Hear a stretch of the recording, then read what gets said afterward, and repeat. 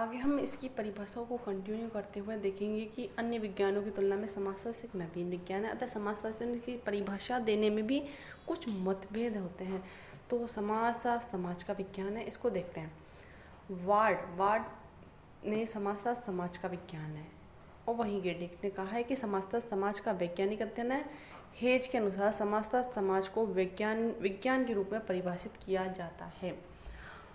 Odum के अनुसार समाजशास्त्र वह विज्ञान है जो समाज का अध्ययन करता है। इस प्रकार उन्होंने माना है कि समाज ही विज्ञान है समाजशास्त्र। वहीं कई लोगों ने समाजशास्त्र सामाजिक संबंधों का अध्ययन करने वाला विज्ञान है। अध्ययन में मैकाइवर पेज मैन माने गए हैं, जिसमें से आते हैं MP Cuber, AM Rose, George Simmel, AW Green, ET Hiller, HE John, MJB मास्की आदि को शामिल किया गया है। वहीं MP ने सामाजिक संबंध समाजशास्त्र की विषय वस्तु है। वहीं क्यूबर ने माना है कि सामाजिक संबंधों को समाजशास्त्र की आधारशिला माना है। रोज ने समाजशास्त्र मानव संबंधों का विज्ञान है। वहीं सिमिल ने माना है कि समाजशास्त्र मनुष्य के पारस्परिक संबंधों के स्वरूपों का अध्ययन करने वाला विज्ञान है। इस प्रकार इन्होंने सामाजिक संबंधों को अहम माना। वहीं सामाजिक क्रिया व अंतःक्रिया का अध्ययन इस प्रकार देखें तो मैक्स वेबर ने सामाजिक क्रियाओं के आधार पर अध्ययन किया है। उन्होंने माना है कि समाजशास्त्र सामाजिक क्रियाओं का अध्ययन करने वाला विज्ञान है, कि व्यक्ति किस प्रकार क्रिया करता है उसके आधार पर ही हम समाज का अध्ययन करते हैं। वहीं जिन्सबर्ग ने माना है कि समाजशास्त्र मानवीय अंतःक्रिया अंत संबंधों के स्वरूपों का अध्ययन है। इन्होंने अंतःक्रिया के साथ साथ अंत संबंधों को भी अहम माना है। वहीं हम आगे समाजशास्त्र सामाजिक समूह का अध्ययन करने वाला विज्ञान है, जिसमें से जॉनसन, बोगार्ट्स, जोक्सहाइन और फ्लेमिंग इनको शामिल किया गया है, जिसमें जॉनसन ने माना है कि समाजशास्त्र समूह के अध्ययन करने वाला विज्ञान है। वहीं हम जो पांचवें पॉइंट ऑफ व्यू से अपने देखें तो समाजशास्त्र सामाजिक जीवन की घटनाओं व्यवहारों का अध्ययन करने वाला विज्ञान है। इस मत के समर्थक विद्वानों में Ogburn Nimkoff, Kimball Young, E.A. Ross, Sorokin, Park Burgess, Fichter और बर्नेट और ट्यूमिन आदि को शामिल किया गया है। जिसमें ऑगबर्न निमकों की परिभाषा है कि समाजशास्त्र मनुष्य के सामाजिक जीवन, उससे संबंधित सांस्कृतिक प्राकृतिक पर्यावरण समूह विशेष कारकों के अध्ययन से संबंधित है। वहीं किम्बाल यंग ने समाजशास्त्र मनुष्य के समूह में मनुष्य के व्यवहार का अध्ययन करता है। वहीं रोस ने समाजशास्त्र सामाजिक व्यवहारों का विज्ञान है इस प्रकार परिभाषित किया है। आगे हम इसकी विषय वस्तु देखेंगे। मुख्यतः इसे दो प्रकार की विषय वस्तु में बांटा है, जिसमें से समाजशास्त्र समाज से संबंधित विज्ञान है। अतः अतिशयोक्ति नहीं होगी कि हम इस क्षेत्र को कहाँ तक बांधें, जितना सूर्य की किरणों को बांधा जाता है। इसलिए कार्ल बर्टन ने कहा है कि समाजशास्त्र एक लचीला विज्ञान है और यह निश्चित कर पाना कठिन है कि किस सीमा तक आराम होता है और कहाँ इसकी सीमा जाके ख़त्म होती है। इस प्रकार हम दो स्वरूप देखेंगे, एक स्वरूपात्मक जिसको बोलते हैं जर्मन संप्रदाय, वहीं एक समन्वयात्मक इसको बोलते हैं फ्रांसीसी संप्रदाय। स्वरूपात्मक संप्रदाय में मुख्यतः जर्मन से बिलोंग करने वाले समाजशास्त्री आते हैं, जिसमें से इसकी धारणा पर आधारित है कि समाजशास्त्र एक विशेष विज्ञान है, यानी एक पर्टिकुलर एक विज्ञान है जो समाज के संबंधों का ही अध्ययन करता है। जिस संप्रदाय का मत है कि राजनीतिक शास्त्र, मनोविज्ञान, अर्थशास्त्र आदि की तरह एक विशेष विज्ञान है समाजशास्त्र। इसकी मान्यता है कि समाजशास्त्र एक विशिष्ट सामाजिक संबंधों के स्वरूपों का ये संप्रदाय समाजशास्त्र को केवल समाज में पाए जाने वाले विविध प्रकार के संबंधों के स्वरूप तक ही सीमित रखता है।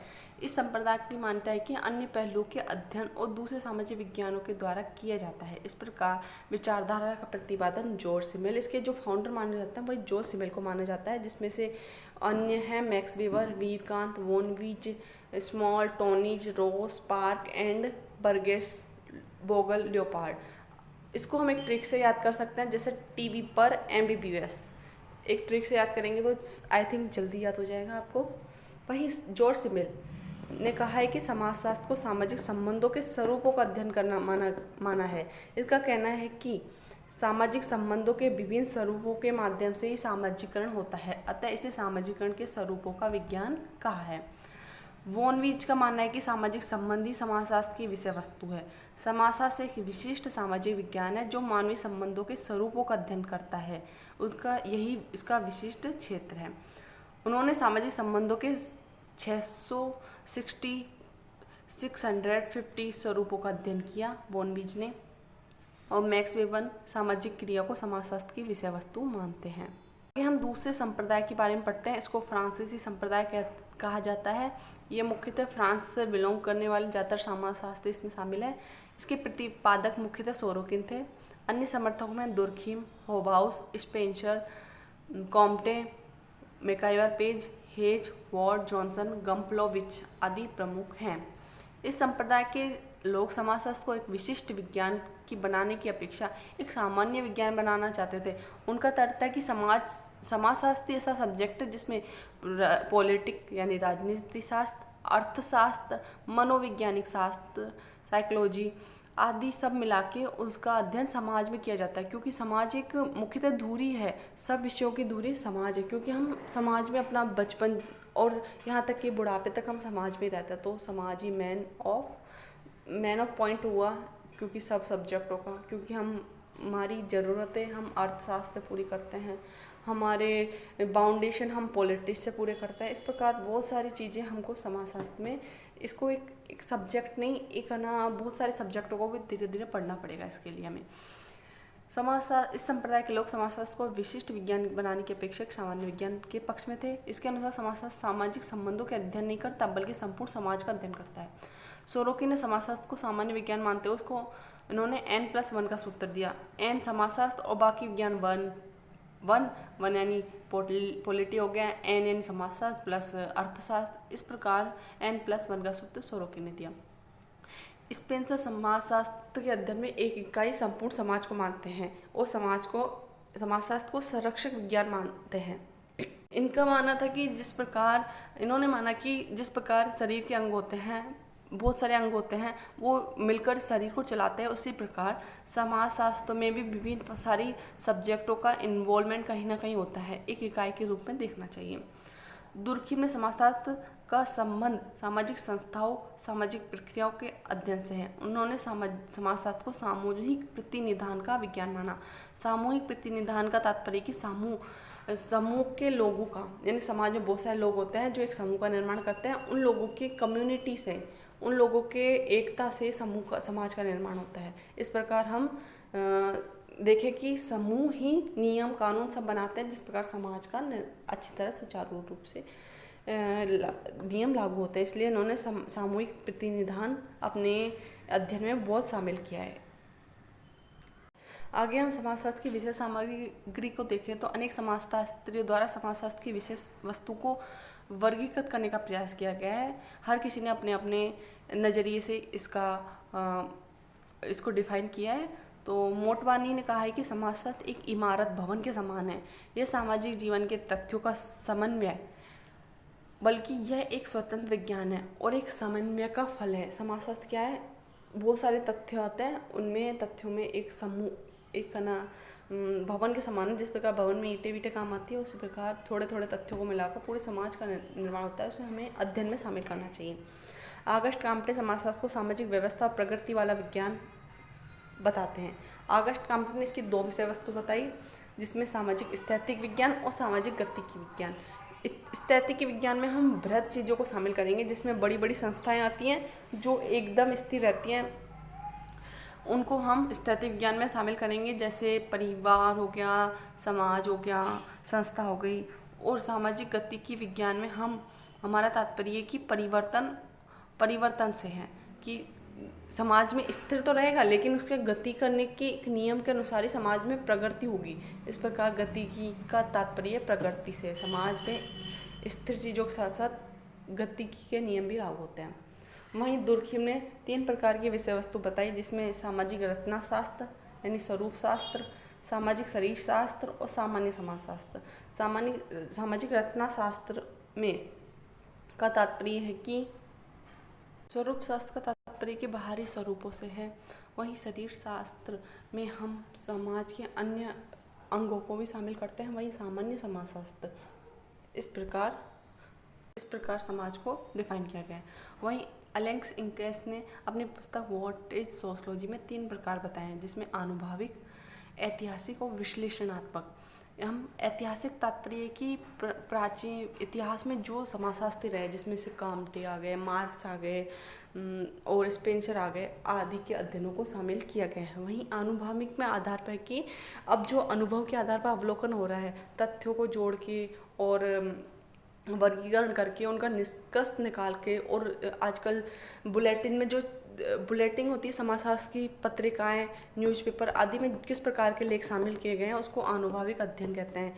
और उस प्रकार के लेख उसमें आनुभाविक अध्ययन में शामिल किए गए हैं। वहीं विश्लेषणात्मक में तात्पर्य है कि विश्लेषण के आधार पर समाज सेवक जो कार्य करते हैं, जो समाज के लिए उपयोगी होते हैं, उनका अध्ययन हम विश्लेषणात्मक में करते हैं। इस प्रकार इन्होंने 3 भागों में बांटा है, एक इतिहास के आधार पर, दूसरा अनुभव के आधार पर, तीसरा समाज सेवक जैसे महात्मा गांधी हो गए, विवेकानंद हो गए, इन्होंने समाज में योगदान क्या दिया है, इस प्रकार इन्होंने डिफाइन किया है। वहीं लेस्टर वार्ड ने 2 भागों में बांटा है, शुद्ध समाजशास्त्र और व्यवहारिक समाजशास्त्र। शुद्ध समाजशास्त्र तात्पर्य कि ऐसा ज्ञान जो हमें नॉलेज दे सके, और व्यवहारिक ज्ञान का तात्पर्य कि जो हमें व्यवहार में अप्लाई कर सके, समाज का अध्ययन करके हम व्यवहार में अप्लाई कर सकें। इस प्रकार के ज्ञान को लेस्टर वार्ड ने 2 भागों में बांटा है। वहीं टोनीज ने 3 भागों में बांटा है, जिसने विशुद्ध और व्यवहारिक के साथ साथ प्रयोग सिद्ध समाजशास्त्र भी एक विषय वस्तु बताई है, जिसमें प्रयोग के आधार पर निरीक्षण निकलते हैं, उसे बोलता है प्रयोगात्मक समाजशास्त्र। वहीं चैंपियन ने ऐतिहासिक पत्ति, सांख्यिकी पत्ति और परिवेक्षण पत्ति 3 प्रकार के विषय वस्तु में बांटा है। वहीं जॉर्ज सिमेल ने सामान्य, दार्शनिक और स्वरूपात्मक, और कार्ल मैनिन ने सामान्य समाजशास्त्र, ऐतिहासिक समाजशास्त्र और व्यवस्थित समाजशास्त्र इन भागों में बांटा है। जिन्सबर्ग ने 4 भागों में बांटा है, सामाजिक रचना शास्त्र। सामाजिक रचना से तात्पर्य कि समाज किस प्रकार संस्थाओं, समितियों आदि से मिलकर बना होता है, तो उन्होंने रचना शास्त्र में शामिल किया गया है। सामाजिक नियंत्रण में उन्होंने अपराध नियंत्रण और लोकतंत्र आदि कुछ बातों को लिया गया है। सामाजिक प्रक्रिया में उन्होंने अंतःक्रिया और इस प्रकार सहयोग, संघर्ष आदि को आधार पर देखा है। वहीं सामाजिक व्याधिकी शास्त्र में इन्होंने फिर से अपराध आदि को लिया है, किस प्रकार समाज में भ्रष्टाचार है, अपराध है आदि की विषय वस्तु को शामिल किया गया। इन्होंने समाजशास्त्र के क्या सब्जेक्ट होने चाहिए, इन्होंने अलग अलग थिंकर ने अलग अलग डिफाइन किया है।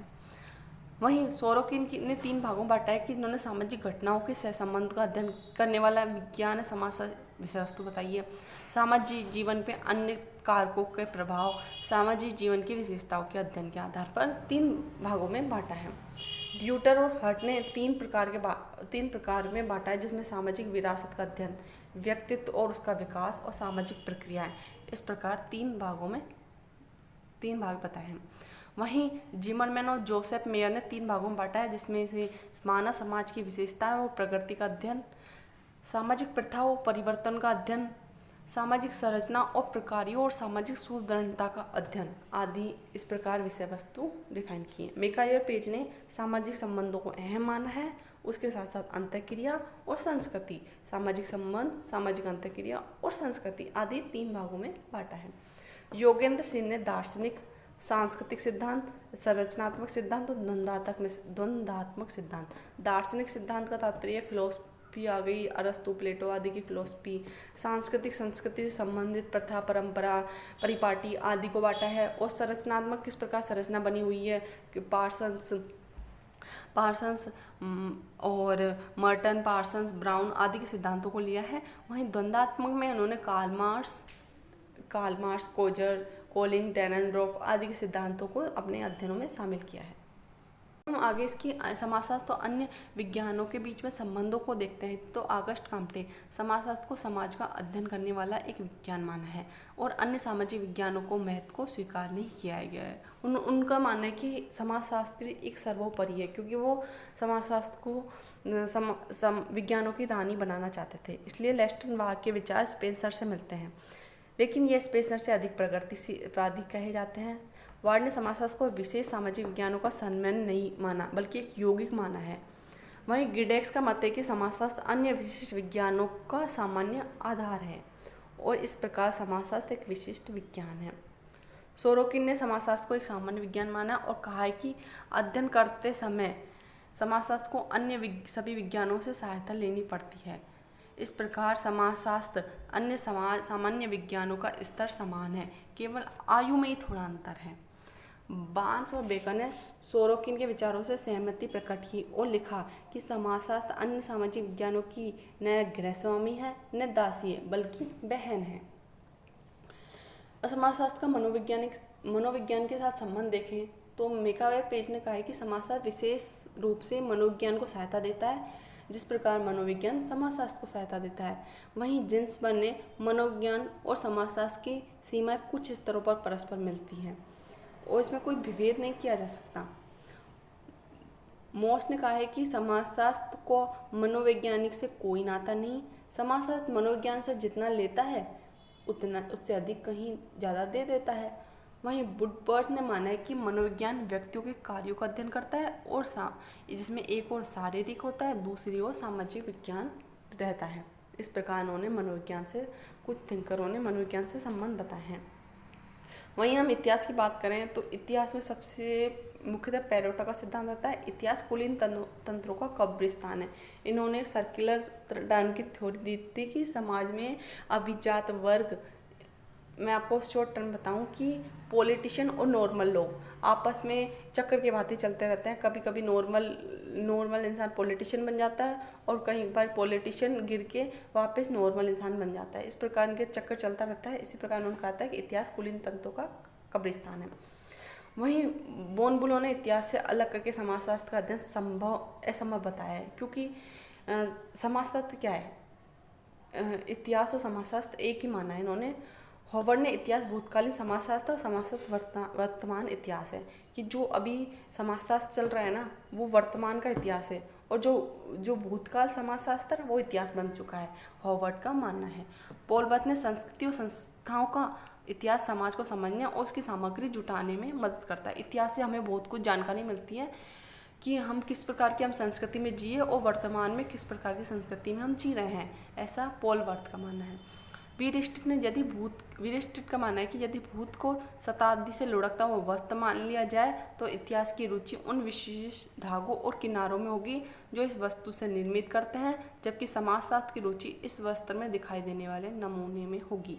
हालांकि ये परिभाषा आपको समझ में नहीं आई होगी, पर आपको थोड़ा रटना भी पड़ेगा, सो रटने का काम करते रहिए।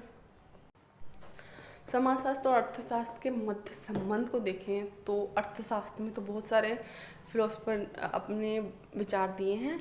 उसमें से ऑगस्ट कॉम्टे आ गए, मैक्स वेबर आ गए, समनर, दुर्खीम, पेरेटो, वीरस्ट्रीट, कॉम्टे आदि बहुत सारे थिंकर आ गए, उन्होंने अपने मत दिए हैं। जिसमें से ऑगस्ट कॉम्टे, मील, मार्क्स आदि समाजशास्त्री और अर्थशास्त्री दोनों के रूपों में प्रसिद्ध हुए। मार्क्स तो बिल्कुल ही अर्थशास्त्र में भी मार्क्स को पढ़ा जाता है, क्योंकि उन्होंने समाज और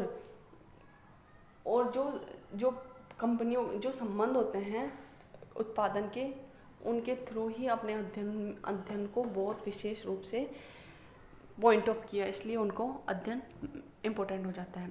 वीरस्ट्रीट ने अर्थशास्त्र को समाजशास्त्र की दासी कहा है। वहीं कॉम्टे अर्थशास्त्र और समाजशास्त्र की एक शाखा है। पार्सन्स ने आर्थिक सिद्धांतों को समाजशास्त्री सिद्धांत से अंग माना है। समनर, दुर्खीम, पेरेटो और वेबर ने आर्थिक संस्थाओं के माध्यम से ही समाज का अध्ययन करने का प्रयत्न किया। वहीं हम राजनीति शास्त्र को पढ़ते हैं कि समाजशास्त्र और राजनीति शास्त्र में क्या फ़र्क है। तो गार्नर ने कहा था कि राजनीतिक शास्त्र राज्य से संबंध रखता है, जबकि समाजशास्त्र सभी प्रकार के मानव संबंधों के अध्ययन से संबंध है। कैटलिन ने राजनीतिक शास्त्र और समाजशास्त्र को एक चित्र के दो पक्ष कहा है। रेजन हॉवर ने राजनीतिक शास्त्र राजनीतिक संस्था की अपेक्षा सामाजिक संस्था अधिक है। गिडिक्स प्रत्येक राजनीति शास्त्री समाजशास्त्री होता है और प्रत्येक समाजशास्त्री राजनीति शास्त्री होता है। समाजशास्त्र और मानव शास्त्र के बीच में संबंध है कि क्रोबर ने माना है कि दोनों जुड़वा बहनें हैं। वहीं प्रोफेसर सत्यव्रत ने माना है कि यदि समाजशास्त्र के कपड़े उतार दिए जाए तो वो मानव शास्त्र बन जाएगा, वहीं मानव शास्त्र को कपड़े पहना दिया जाए तो समाजशास्त्र बन जाएगा। हेज ने व्यापक अर्थों में समाजशास्त्र और मानव शास्त्र बिल्कुल समान एक ही अर्थ है। क्लूखो ने समाजशास्त्र को दृष्टिकोण व्यवहारिक और वर्तमान की ओर उन्मुख है और मानव शास्त्र का दृष्टिकोण विशुद्ध और भूतकाल की ओर उन्मुख है। बोटामोर ने समाजशास्त्र और मानव शास्त्र इन दोनों विषयों के बीच में किसी प्रकार का विभाजन अनावश्यक माना है। किसी प्रकार का विभाजन नहीं कर सकते, क्योंकि दोनों में संस्कृति, संस्था आदि मुख्यतः समाजशास्त्र में जो पढ़ी जाती है उनका ही अध्ययन मानव शास्त्र में किया जाता है। उनकी जनजातियों का अध्ययन भी मानव शास्त्र में किया जाता है। वहीं समाजशास्त्र और दर्शन शास्त्र के बीच में संबंध देखें तो फीचर ने इन दोनों को एक माना है और कहा है कि समाजशास्त्री को समाजशास्त्री न कहकर दार्शनिक कहना अधिक उचित होगा। J.S. मिल ने समाजशास्त्र को दो भिन्न भाषा की अवैध संतान माना है और सिमिल ने समाजशास्त्र की तुलना रेखागणित से की है। रैंडमफर्थ ने व्यवहारिक समाजशास्त्र को सामाजिक अभियांत्रिकी कहा है। दुर्खिम ने समाजशास्त्रियों को सामाजिक इंजीनियर कहा है। मजूमदार ने समाजशास्त्र की भूमिका को सामाजिक इंजीनियरिंग कहा है। सामाजिक इंजीनियरिंग की अवधारणा कोल पॉपर ने दी है। बोगार्ड ने समाजशास्त्र को एक प्रयोगशाला पद्धति का सुझाव दिया कि प्रयोगशाला होनी चाहिए समाजशास्त्र में। गिडिक्स ने इसका अध्ययन सांख्यिकी पद्धति से किया जाना उचित रहेगा। इस प्रकार थोड़ा सा दर्शन शास्त्र से मिलता जुलता है। आगे हम इसके विकास की बात करें तो किस प्रकार इसका विकास हुआ, पहले देखेंगे वर्ल्ड में किस प्रकार विकास हुआ। इसका जन्म तो फ्रांस में हुआ है। इसका सबको पता है कि फ्रांस में इसका जन्म हुआ है समाजशास्त्र का, लेकिन इसका अध्यापन सबसे पहले येल विश्वविद्यालय में हुआ था 1876 को, अमेरिका के येल विश्वविद्यालय में। लेकिन पृथक विभाग शिकागो विश्वविद्यालय में 1879 में पृथक विभाग की शुरू हो गई थी, जिसको सर्वाधिक प्रसिद्धि इसी विद्यालय से मिली थी। लेकिन अब शिकागो विश्वविद्यालय समाजशास्त्र के संस्थापक सदस्य के रूप में काम किया है, लेकिन ये अभी शिकागो संप्रदाय मुख्यतः एक व्यावसायिक संघ बन गया है आजकल। तो इसमें ये परिषद का बहुत ही इम्पोर्टेंट रोल होता है। वहीं फ्रांस में इसका अध्यापन मुख्यतः 1889 को स्टार्ट हुआ। वहीं इंग्लैंड में J.S. मिल के प्रयासों से 1907 में इसका अध्यापन शुरू किया गया। पोलैंड में 1920 को और मिस्र में 1924, मैक्सिको में 1925 और स्वीडन में 1974 को स्टार्ट हुआ। वहीं भारत की हम देखें तो भारत में किस प्रकार इसका अध्यापन स्टार्ट हुआ। भारत